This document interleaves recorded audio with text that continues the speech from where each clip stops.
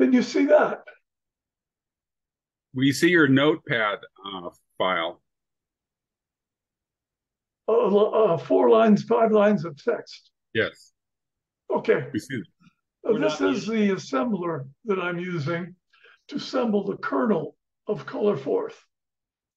It's a GoASM assembler, which lets me put several instructions on the same line. Now, in order to access the internet, I have to call this operation Internet Open URL A.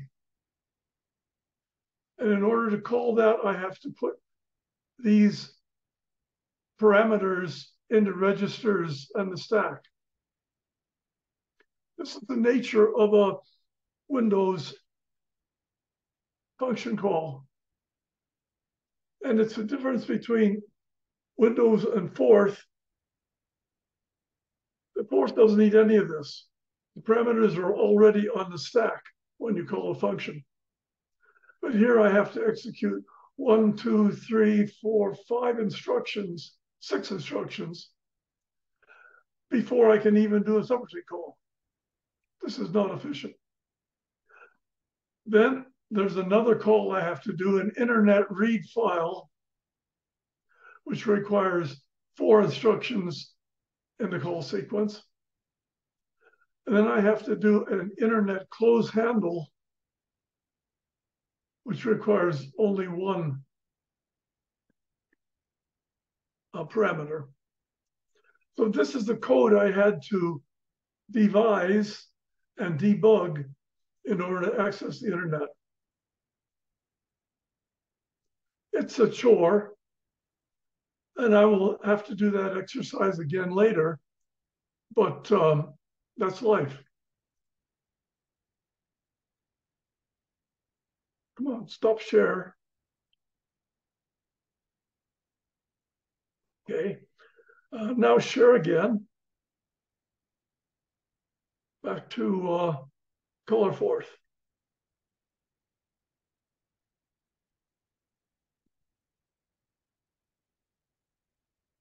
Participants can now see my screen. Okay, great.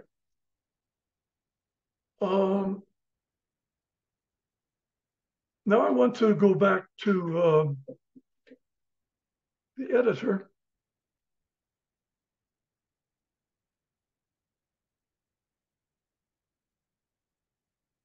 What was it?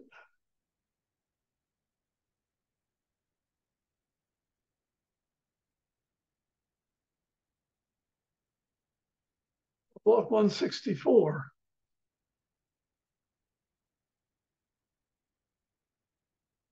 This is the ColorForth code that calls that assembler code.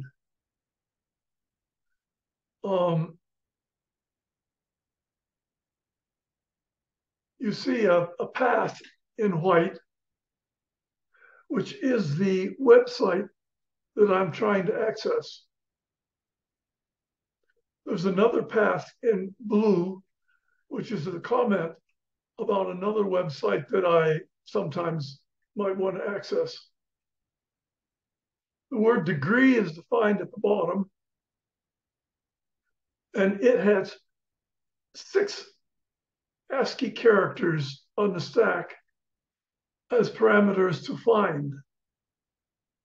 And then find searches through that website until it finds those characters. And then it displays the number immediately following them. So I can say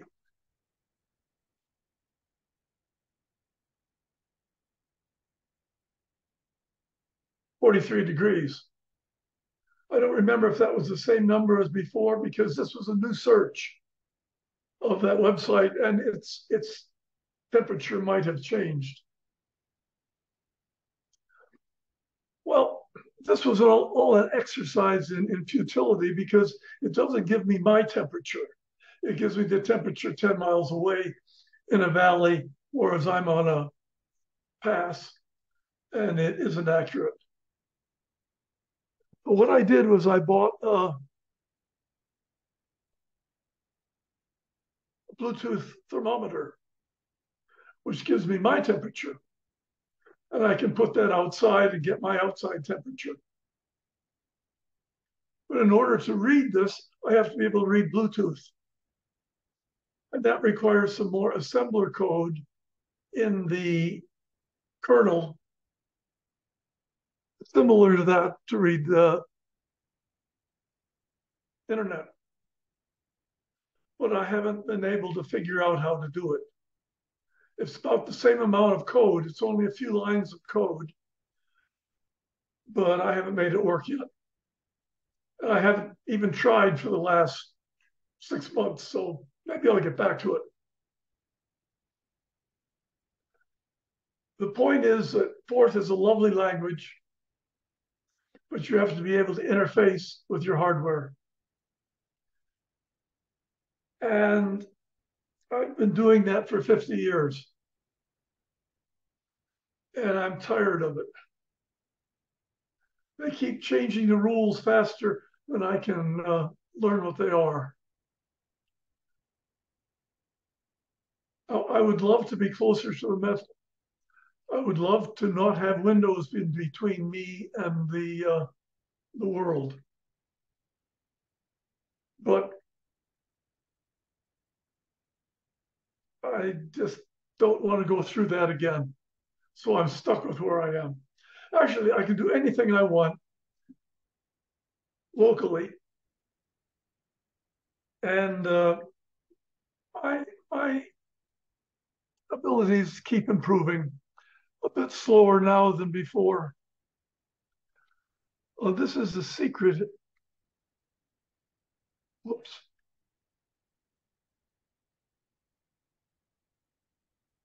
This is my secret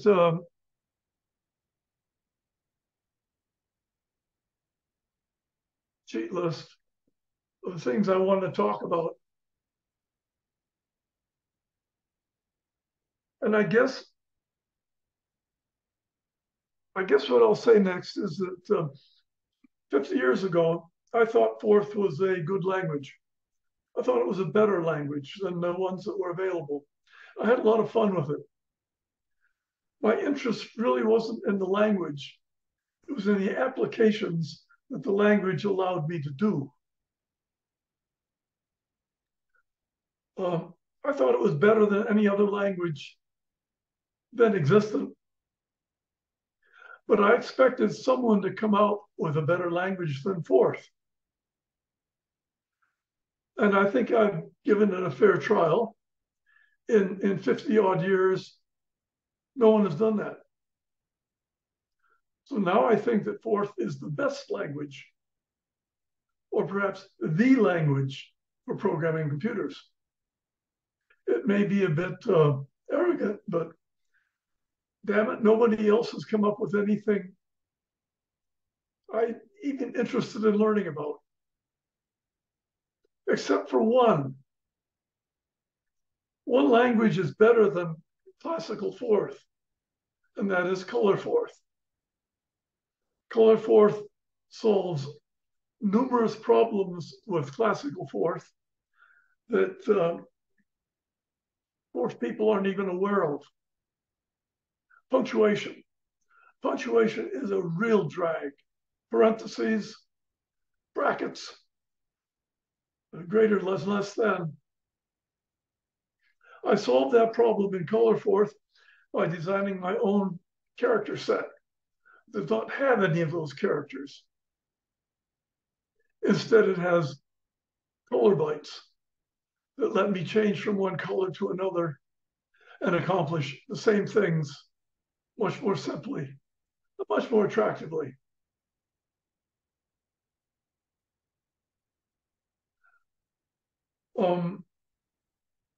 Just as Forth was to me 50 years ago, ColorForth is to me now.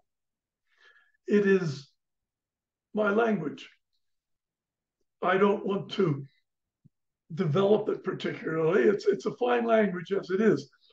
I want to use it to develop apps. Now this clock app is actually a macro app. It's comprised of a lot of mini apps. Degree is one of them, which takes a block of code. Up at the top, it's an hour and 39 minutes until golden hour. And there are a bunch of events that occur during the day, which I keep track of. Golden hour is when the sun is near the horizon and the sky, the colors seem to go golden. Photographers like it. That's the sort of app that I display colors with. You see the date, 23/11/18, 22:25 UTC. That's the UTC date. I pick it off of the Windows clock, which gives me a time in microseconds. And I have to extract the Julian day from that, much the same way that Bill Ragsdale figured out the day of the week. So I have a little app that determines Julian day.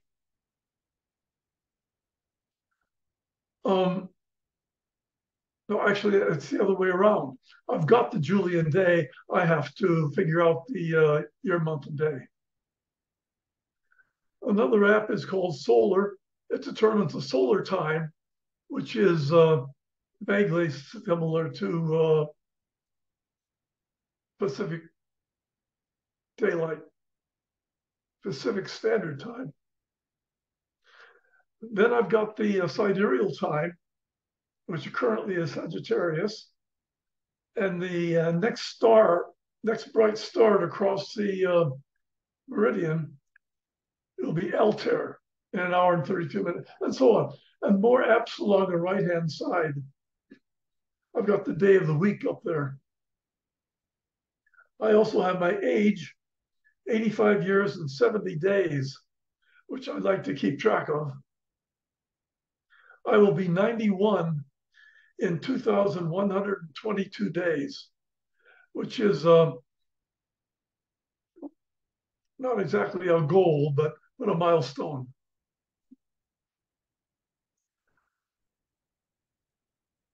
So that is the state of my language. But it occurred to me a month ago that there's a reason why Forth is not better accepted by the world. It's the best language, and very few people know that. The problem is language, not computer language, but the English language and other languages.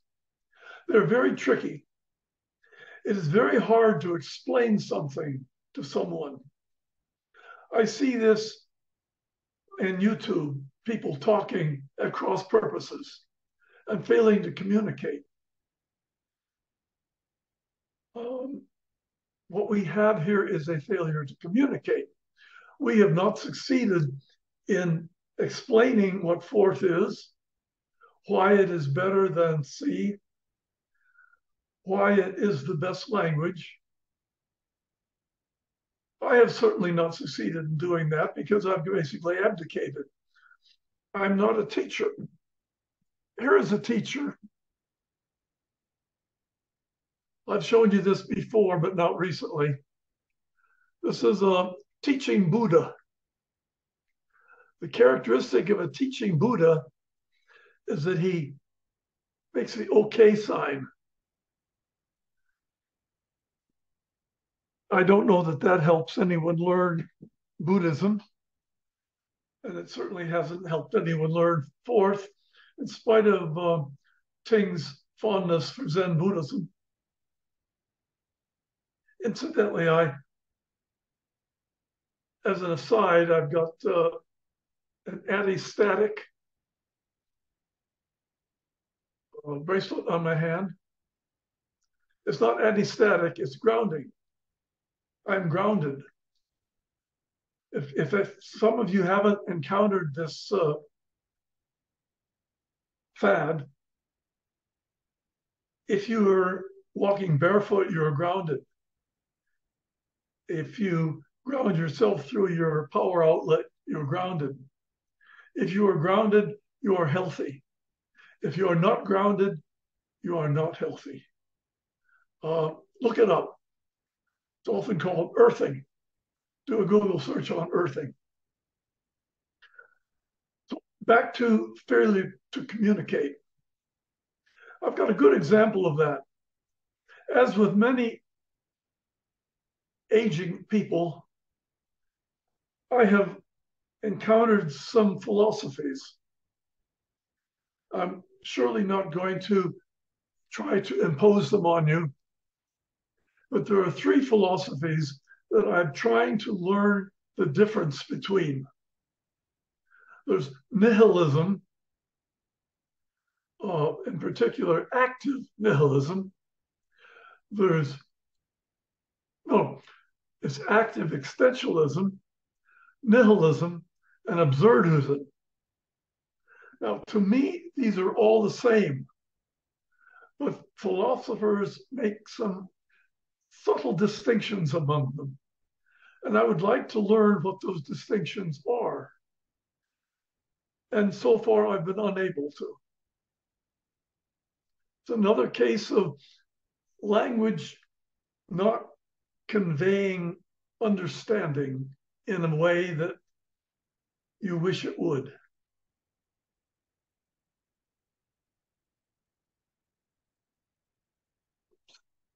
That was the wrong key. That's how long it takes to boot Colorforth. I've not been able to time it, but it's probably around 100 milliseconds.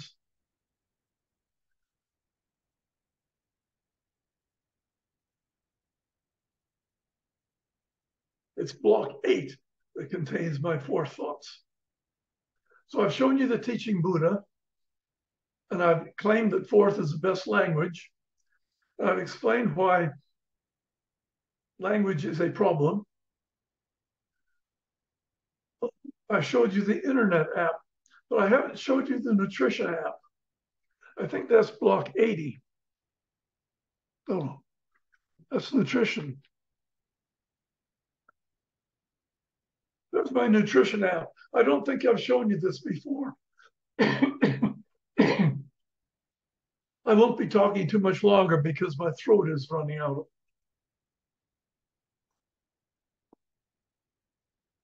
But this is another example of what Forth can do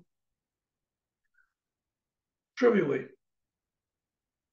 You see that this screen is mostly blue, which are comments, which are ignored by the Forth interpreter. There is a line of white in the middle that specifies a number of parameters whose names are at the top of the screen.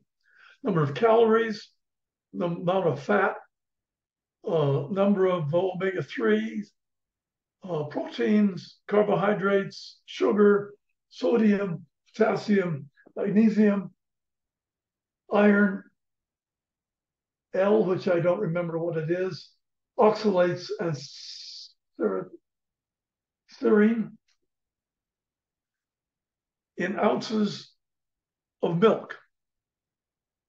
So this, when I want to evaluate my daily nutrition,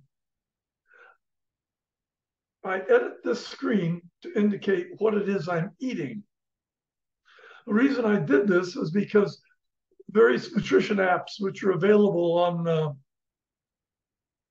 my iPhone or maybe even on Windows, don't give me all the numbers I wanted. So here are the numbers I want to use. And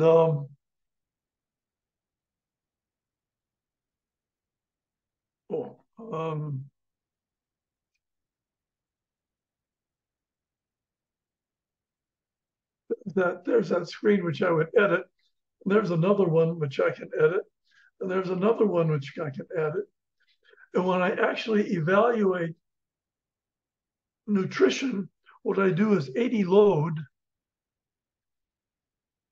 and I get this block with the green numbers being computed.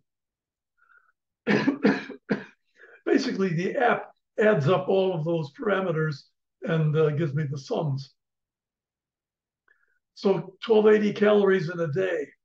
It's a very disturbing number because it's less than you're supposed to ever get. But that's the facts of life. 68 fat calories, 47% of my calories are fat. 12% are protein with 41 grams of protein. I need more protein than that too. I need 80 grams of protein.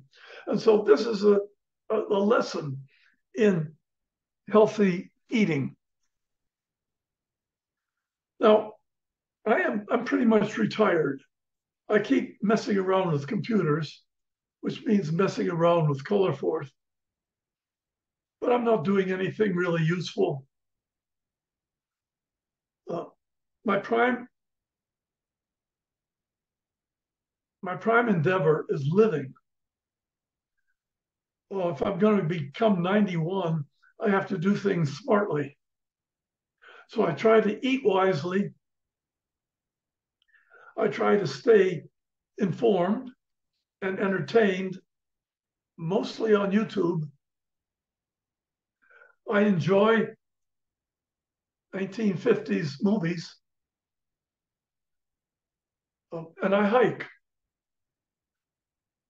I don't do a lot of hiking. I try to get an hour a day. And I try to do this in 2 hours every other day. On a good day, I can do 3 hours and about 4 miles. I prefer to do this in the Sierra, where there's a bunch of hiking trails and the Pacific Crest Trail. Those are wonderful hiking opportunities, but it's been a bad year because there was a lot of snow. The snow didn't go away until August. I didn't get a lot of hiking in the Sierra. The alternative is hiking in the desert. And I'm fortunate to be living in the desert, so it's only about 10 miles to a good Forest Service road, which is a pretty good way of hiking. Some years ago, I showed off my hiking stick, which I have done at least 1,000 miles with. It was an ash staff from Germany with a steel tip that I replaced 3 times.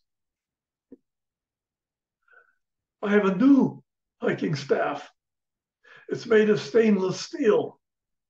It's a thin wall stainless steel tube, 5 feet long. That's it. It grounds me as I am walking along the trail or the road. My staff in the ground pumps electrons into my hand and thereby through my whole body, and I am grounded.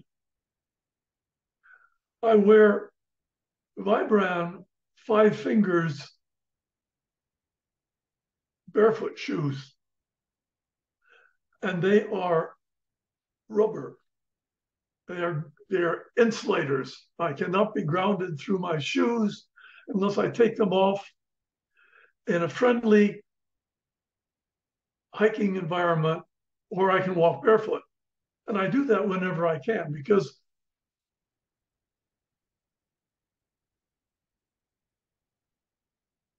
there's a lot of mythology about grounding.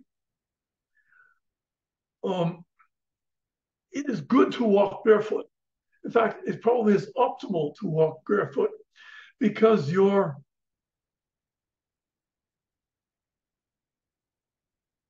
chi spot is in the base in the sole of your foot. That is the most powerful way you can transfer electrons through your body. Your hand is pretty good, but it would be better to walk barefoot. When you walk with a staff, steel staff, you're getting pulses of grounding. You're grounded, and then you're insulated, and then you're grounded and insulated. Grounding takes place instantly as far as the commentators are concerned, because electrons flow very easily. Your body is normally positively charged, unless you're grounded when it becomes negatively charged. This makes a difference when you're hiking in the Sierra. Lightning is a bolt of electrons. Is it more likely to be attracted to a grounded person or a ungrounded person, a positively charged person or a negatively charged person? I've not gotten any clarity on that issue. Perhaps another issue of language incomprehension.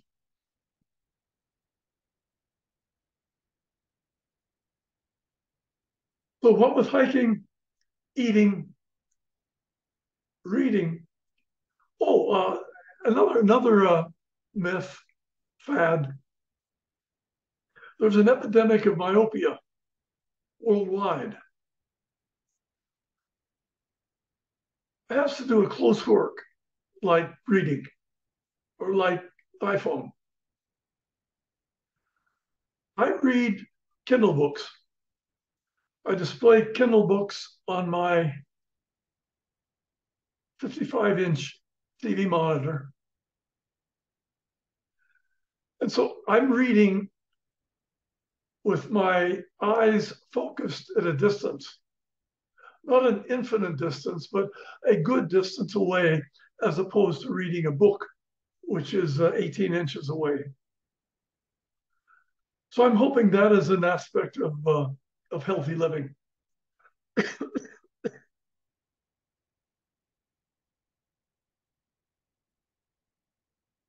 So that concludes my yearly diatribe about Colorforth, about me, about the future of Forth. One thing I would like to see or would like to do is get a Forth interface to a AI chatbot. I think that would be a very nice way of accessing human knowledge. I don't know how to do that. It probably requires as much effort as getting into the internet. But anyone has any suggestions? I'd like to hear them. Anyone has any apps that would do that in Forth? I would like to try them out.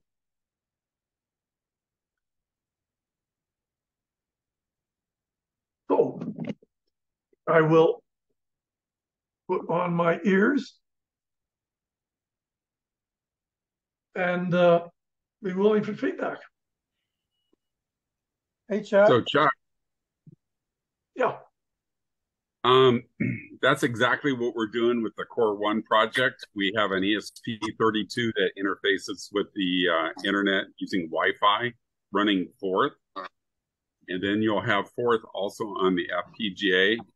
And we will have that interface done sometime next year. So if you get me your home address, I will send you a board when it's done. It's going to be a few months away, but I would love to send you a full system.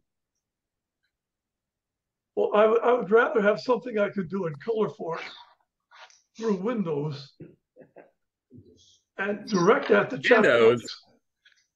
I'm stuck.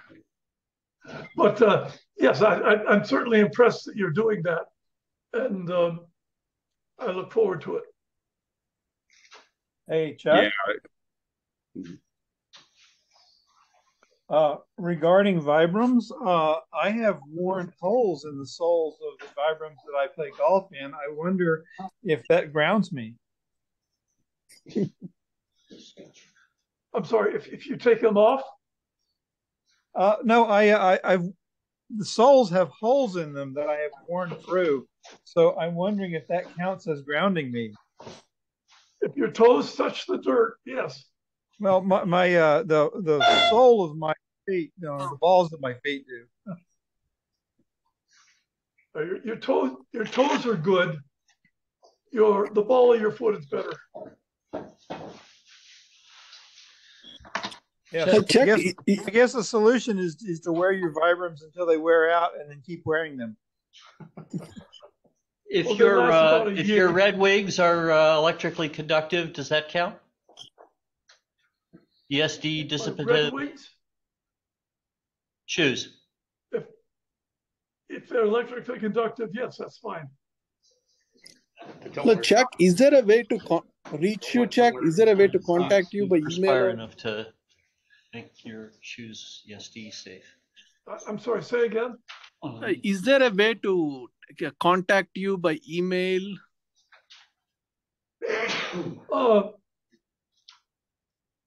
Charles Send H. your Moore. address to forther@comcast.net, and I'll send it along to Chuck, and he can choose to respond or not. Okay. I don't mind. I'm Charles H. Moore at colorforth.com. I'm sorry, Charles H. Moore at iCloud.com.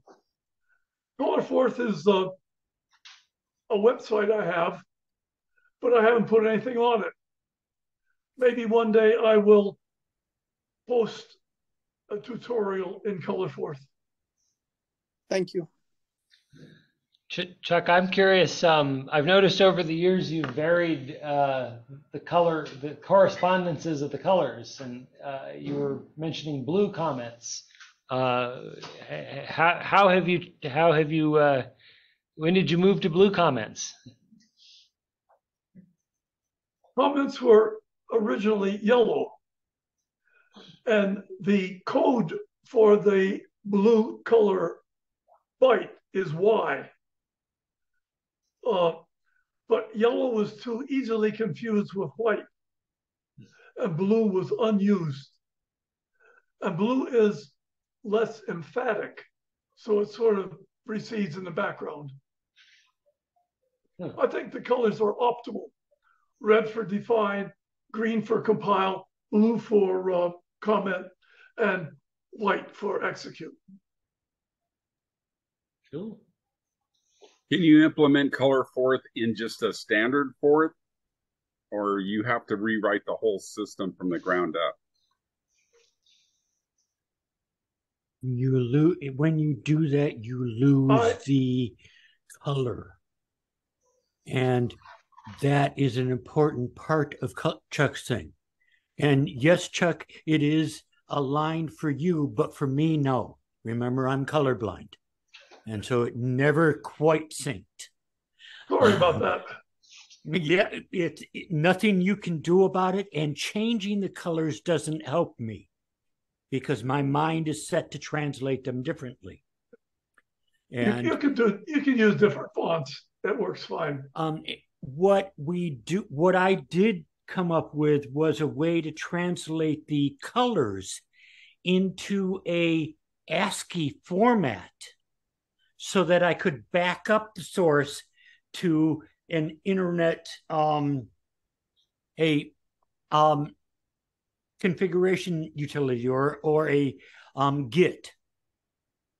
And then I could go back and forth between Git and Colorforth, and it worked fine with an extra step on those sites. That's good. That's what I hope people would do. Yeah, that worked out very well for the time that I was working on it. Don, to get back to your question, I recoded the kernel in assembler because I did not have a Forth. Well, no, the reason is I have to access the Windows functions. And I don't know how to do that except through an assembler. Yeah. I kept the kernel as small as I could.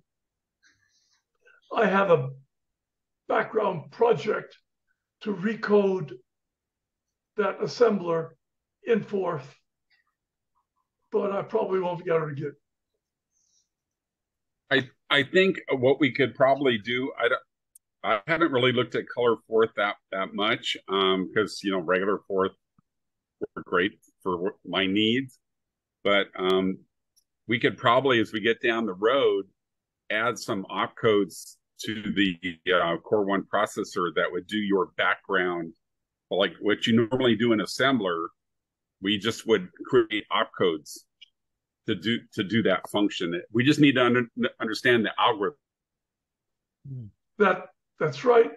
I think SwiftForth has done something like that too, but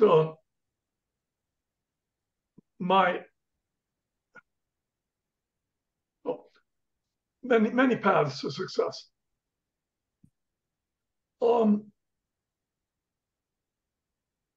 So your outer interpreter has to interpret the colors as well as the ASCII in color Forth, right? Yes. Okay. I have the four colors. Doable. Mm-hmm.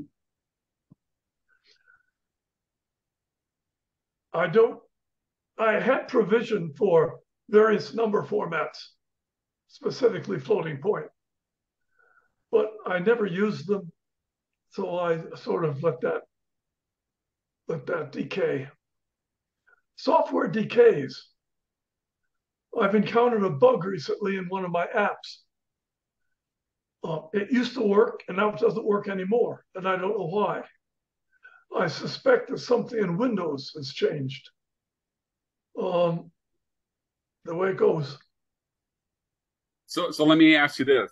So think digital chip. Forget about Windows and operating systems or even microprocessors, because we're basically working with a blank sheet of silicon, so we can do whatever we want. Yeah. So think of a character, instead of being 8 bits, it's 10 or 12 bits, and the upper bits are your color, your colors. That would be pretty easy to do. Yes, it would. They're actually, my characters are basically 6 bits. And I've got extra bits in the 8 for colors. To go from 6 bits to 12 seems overkill. Okay, so you only need 8 bits anyway for color Forth. Yeah. Okay. I have a color byte that switches the colors until I switch it back again. Oh, okay. Got it. Okay. That's easy to do, really easy. So we could probably, down the road, I got a lot of work to do before I'm at that stage, but so, sometime next year, maybe the middle of the year, towards the end of the year, we could implement color Forth functionality. How is Core 1 received by other people? So that's why I created the AI and robotics group on LinkedIn. If you're on LinkedIn, you should really sign up for that. I'm getting a lot of interest. So these are all people that are using PyTorch and Python and all the normal tools. I would say maybe, see, when I invite them to the group, I put a link to one of my Core 1 talks. So if they don't like the Core 1 concept, they're not going to even join the group. They'll join the group. And these are not just anybody. I only invite people that are involved in machine learning and AI. So there's a lot of interest. And I promote the Core 1, like you just said. Forth is it has been a chatbot for 63 years. And it's a programmable chatbot. And people have never heard of Forth. But they're very interested in it. But of course, like everybody else, I've been talking about this for years. I know people won't jump onto it until I have a working board, which is this baby right here, right?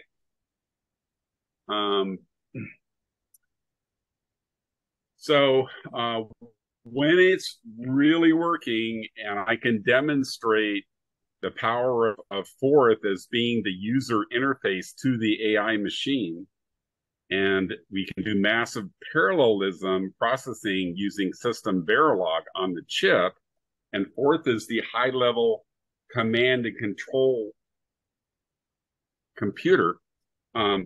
See, these large language models, they have to use massive parallelism, and they're using these supercomputers, right? And they're spending $40 million a month for 6 months to create this large language model.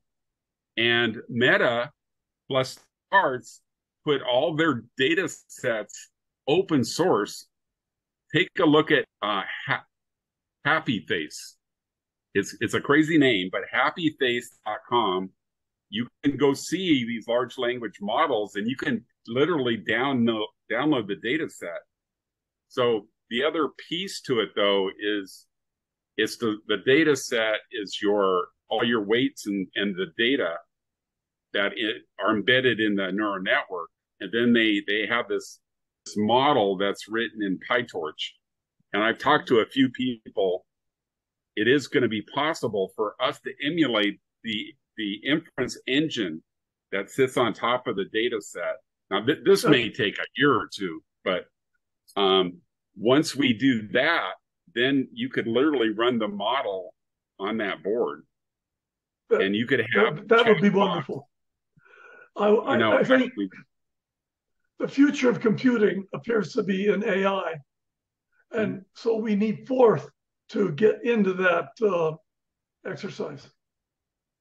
Absolutely. And there's a lot of interest, but it's so far out of the box for these people. They're curious and they're joining, and whenever I post a video, I get 1,000 people look at it. And they ask me questions and stuff, but it's so far out from where they're at.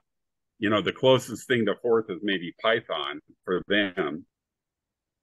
And so some of the things that we take for granted in Forth, C programmers and Python people, what? They have no clue. We got to communicate. Bill, I see your hand.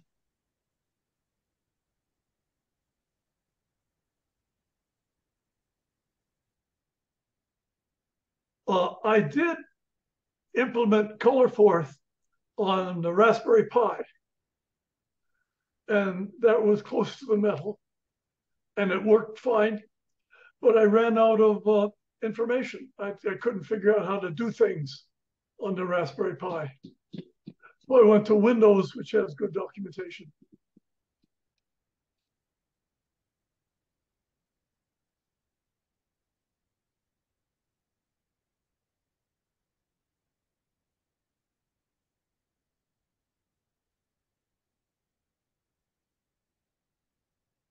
All right, last call for questions for Chuck. Okay. I'd like to thank all the speakers, and I'd like to thank all the folks that came today. I'd like to thank all the particularly obnoxious folks who didn't come. Daniel is applauding. Thank you. I do have a question. Go ahead. I do have one question. Go ahead. Chuck, you work with Jeff Fox, and as far as I know, Jeff Fox is one of the ones who learned the most from you. He was like your Padawan, your Luke Skywalker to the Yoda kind of thing. and I was hoping you would take on another take on another Padawan, but I have no idea. And you live in the mountains? I don't know. But I see you as a precious resource that I really don't want to lose, and maybe you could I don't know, teach one or two or three, something like that.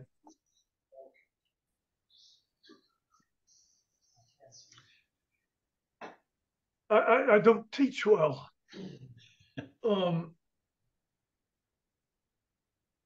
People have to learn, and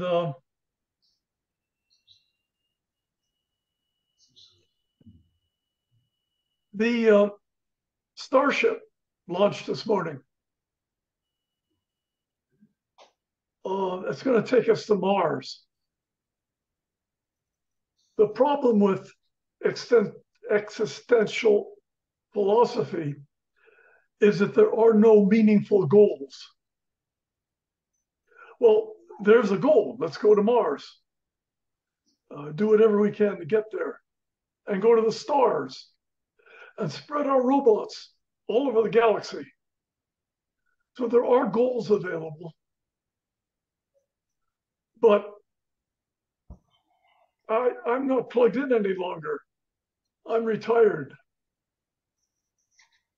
I don't know what I can do to contribute.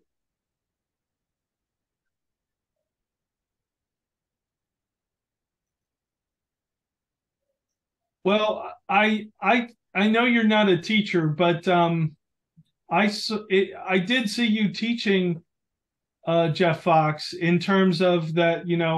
You set him free to be a real fourth guy, and you encouraged him. You said that's real fourth. When he was doing a good job. So I don't know that. I think it's more a selection of it's more a business of who you select, and maybe that's it, because mentoring is just sort of nudging and pointing in the right direction. If I'm really not talking about a class, but I'm talking about somebody who's like, okay, I would die if he just helped me along and gave me tweaks and hints and tips once in a while. That's what I'm talking about. So, well, theoretically, if you send me some code, I could critique it. The catch is it's got to be a very short amount of code. 1 block maybe. And sadly, I have seen a lot of fourth code that I don't like. Me too. Some of it mine. Well, that just means you're an artist, right? The code, yes. The code I like is the color fourth that I write. And sometimes I'm not even happy with that.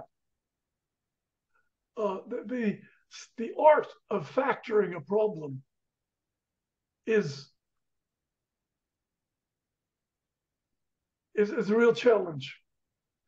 And ordinary programmers don't even try.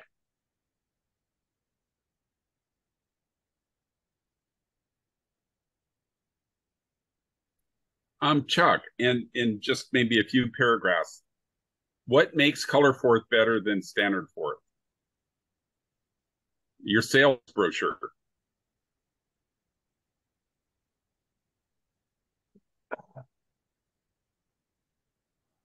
The interpreter is simpler. The lack of punctuation, you don't have to, there's no syntax. You don't have to devise bracket words.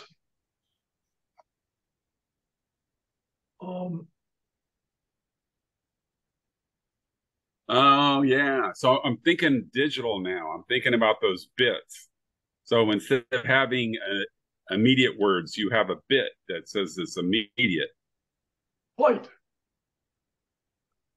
The white word are executed. They're immediate. The green words are compiled. I get it now. You can mix white and green words in the same definition. And the mixing of them correctly is a challenge, because do I want to execute this or do I want to compile it? If I compile it, I'll execute it later. I have little words like push something onto the stack, which might be immediate, might be compiled. And if you have to make that judgment. I can mix machine language with Forth. Machine language is usually white, opcodes. Forth is usually green, unless you have words like if, else, then, which are white, and so forth. I can do it sort of effortlessly. I imagine even a Forth programmer would get frustrated at times. But let's say, what I should do is write a tutorial of ColorForth. Would you please, and send it to me? Because I'll tell you something. I'm a chip designer too. And the first thing I thought of, I'm using a 36-bit wide SRAM on a 32-bit machine. I got 4 bits. I can use. And I started thinking I could use the bits for immediate words. I could use and basically that's ColorForth, right? That's right. Because it makes total sense on a chip to use the bits that way and not. I even thought instead of when you compile a number, you have to put lit down. You just set a bit, and the inner interpreter strips off the bit and says, "Oh, that's a number. That's not an opcode. I don't execute it." That's right, but you still have to make that visible, and color makes it visible. Right. The color makes. Wow, it's taken all these years. I finally get it. I love it. Yeah, we're going to do ColorForth on the Core 1 for sure. And Chuck, Okay. not having a file system, it seems to be an impediment. Do you still disagree about that? Say again. Not having a file system, for ColorForth to interface, it makes it harder to share. Or no. I use blocks instead of files. In fact, all of my blocks are in a single file. So I could share the file, but you have to be able to read the blocks. Yes. Blocks are like paragraphs. They're a subset. Also, ColorForth doesn't use vocabularies. It has little apps that are 3 or 4 blocks long that are compiled on the go, and they overlay each other. So there's only one app compiled at a time, and that simplifies the vocabulary. It lets you reuse words wherever you need to, and it keeps things small.